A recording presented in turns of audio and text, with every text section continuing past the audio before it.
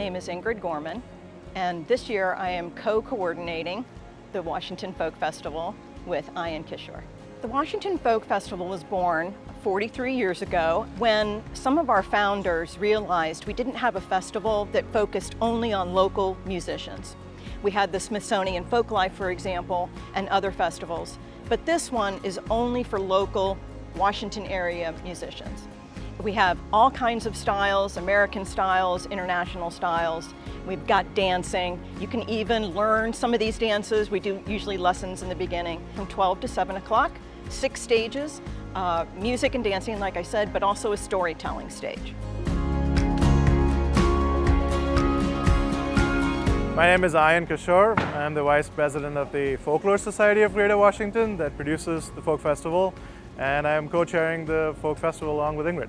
I used to attend the festival. I bumped into it several years ago and it became something I loved. And a few years ago, post-pandemic, the festival kind of stopped and I wanted to get involved and bring it back. So my involvement started then with the organization and the last 2 years in helping chair the festival. It has hundreds of performers. Those acts are representing all sorts of cultures that have folk arts that have grown through the time in the US, but also it represents people who live here who have come from all over the world. So we have basically 5 different continents represented in all sorts of music and dance. It's also more participatory than most other festivals. You can go join a dance if you're enjoying the music. The space in front of all the tents. In fact, you'll find people will be dancing on the side over here. And you know, there's a mural activity at the back. If there's a community mural, you can join that. There's calligraphy in the tent over there. So it's a mix of all sorts of folk arts, all sorts of ages and abilities to come enjoy it.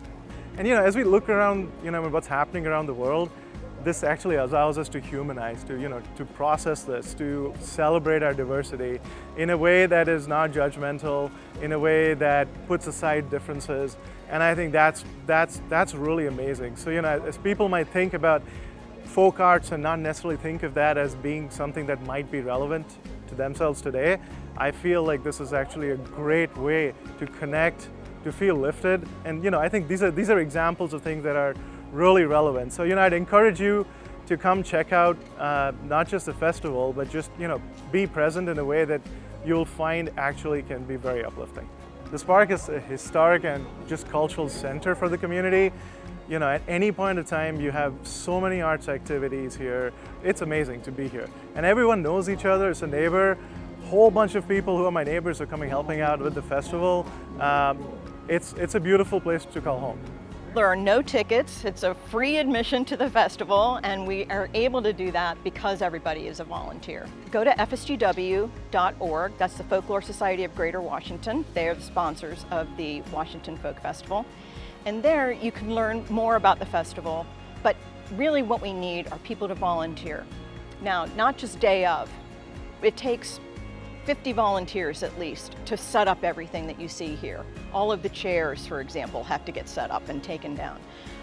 But we need people to be on committees and to help plan the festival into the future. An event like this is really important for building community, getting people together to share in the joy of music making, dancing, and storytelling.